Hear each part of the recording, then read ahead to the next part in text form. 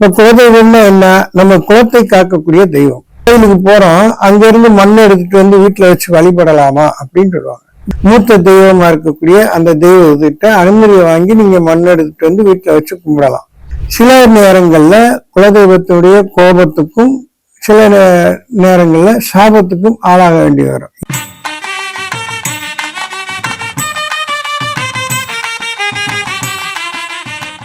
ஆன்மீக அன்பர்களே வணக்கம். இப்ப எல்லாரும் குலதெய்வத்துக்கு கோயிலுக்கு போறோம், கோயிலுக்கு போயிட்டு குலதெய்வத்தை மனசார வழிபடுறோம். அங்க இருந்து மண்ணை எடுத்துட்டு வந்து வீட்டுல வச்சு வழிபடலாமா அப்படின்னு சொல்லி நிறைய பேர் கமெண்ட்ஸ்ல கேட்டிருக்கீங்க. இப்ப இந்த குலதெய்வ வழிபாடு அப்படிங்கிறது எவ்வளவு முக்கியத்துவமானது அப்படிங்கிறத நான் நிறைய வீடியோல சொல்லியிருக்கிறேன். இருந்தாலும் இது சம்பந்தப்பட்ட வீடியோங்கிறதுனால இதுலயும் உங்களுக்கு குலதெய்வத்தை பற்றிய விளக்கங்களை நான் சொல்றேன்.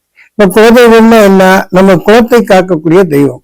இப்ப பொதுவா குலதெய்வம் மற்ற தெய்வங்களை காட்டிலும் வலிமையானது. மற்ற தெய்வம்னா சிவனையே எடுத்துக்கிட்டாலுமே குலதெய்வம் வழிவிட்டா மட்டும்தான் சிவனுடைய அனுக்கிரகமே நமக்கு கிடைக்கும். அந்த அளவுக்கு குலதெய்வத்துக்கு சிவனே முக்கியத்துவம் கொடுக்கிறார்.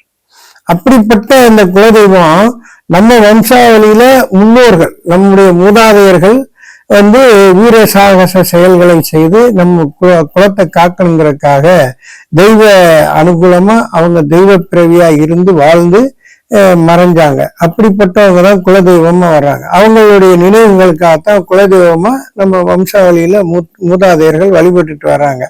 அந்த அடிப்படையில நாம இப்ப குலதெய்வத்தை நம்ம வணங்குறோம். அப்படிப்பட்ட குலதெய்வம் இப்ப கோயிலுக்கு போறோம், அங்க இருந்து மண்ணை எடுத்துட்டு வந்து வீட்டுல வச்சு வழிபடலாமா அப்படின்னு சொல்லுவாங்க. இப்ப ஒரு சிலர் வெளிநாட்டுல இருக்கலாம், ஒரு சிலர் வெளி மாநிலத்துல இருக்கலாம், இது மாதிரி தொலை தூரத்துல இருக்கலாம். இப்படிப்பட்டவங்க இந்த குலதெய்வத்தினுடைய மண்ணை எடுத்துட்டு போய் வழிபாடு செய்யலாம்.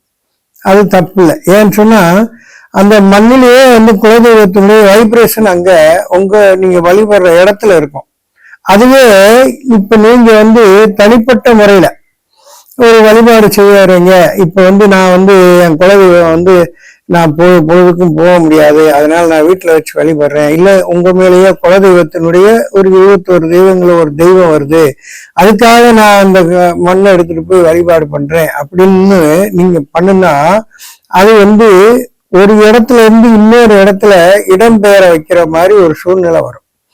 இத குலதெய்வத்தினுடைய அனுமதி வாங்கித்தான் இந்த மாதிரி நீங்க அந்த 21 தெய்வங்கள்ல வரக்கூடிய முக்கியமான தெய்வங்கள் யாரோ அவங்களுடைய அனுமதியை வாங்கி மூத்த தெய்வமா இருக்கக்கூடிய அந்த தெய்வத்திட்ட அனுமதியை வாங்கி நீங்க மண் எடுத்துட்டு வீட்டுல வச்சு கும்பிடலாம். சாதாரணமா குலதெய்வம் எனக்குத்தான் கட்டுப்படணும், நான் சொல்றதுக்குத்தான் கேட்கணும் அப்படிங்கிற மாதிரியான எண்ணங்கள் கொண்டு அந்த மண்ணை எடுத்துட்டு வீட்டுல வச்சு வழிபாடு பண்ணீங்கன்னா அந்த குலதெய்வத்தினுடைய சாபத்துக்கும் குலதெய்வத்தினுடைய கோபத்துக்கும் ஆளாவீங்க.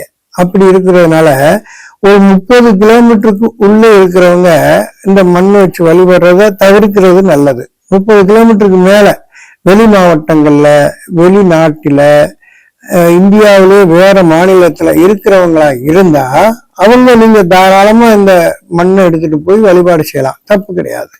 ஆனா ஒரு குறுகிய தூரத்துக்குள்ளே இருக்கிறவங்க இந்த மண்ணை எடுத்து வழிபாடு செய்யறதுங்கிறது சில நேரங்கள்ல குலதெய்வத்துடைய கோபத்துக்கும் சில நேரங்கள்ல சாபத்துக்கும் ஆளாக வேண்டி வரும். என்ன காரணம் அப்படின்னா அவங்க யாருக்கும் கட்டுப்படுறவங்க கிடையாது. எல்லாரையும் வாழ வைக்கணும், நம்ம குலத்தை காக்கணுங்கிற ஒரு எண்ணத்தை தவிர அவங்களுக்கு இந்த பாகுபாடான எண்ணங்கள் அந்த குலதெய்வ வழிபாடுகளுக்கு உள்ளவங்களுக்கு கிடையாது. அப்ப குலதெய்வங்களுக்கு அந்த மாதிரி எண்ணம் இல்லைங்கும் போது அதை வழிபடுற நாம அதை சரியான பாதையில நீங்க போனீங்கன்னா குலதெய்வம் உங்க கூடவே இருந்து உங்களை வழி நடத்தும். எந்த ஆபத்து வந்தாலும் உங்களுக்கு கூட இருந்து காப்பாற்றி கொடுக்கும். இப்போ ஒரு விபத்து வரப்போகுது, முன்னாடியே பார்த்து போப்பா விபத்து வரப்போகுதுன்னு உங்க உள்வுணர்வுல உணர்த்தும். அதே மாதிரி ஒரு நல்ல காரியத்துக்கு போறீங்கன்னா அந்த கெவுளி மூலமா அந்த மேல நம்ம விட்டத்திலயோ நம்ம வீட்டுக்கு முற்றத்திலயோ அந்த கெவுளின்னு சொல்லுவாங்க இல்லையா, அந்த பள்ளி சத்தம் கொடுக்கும்.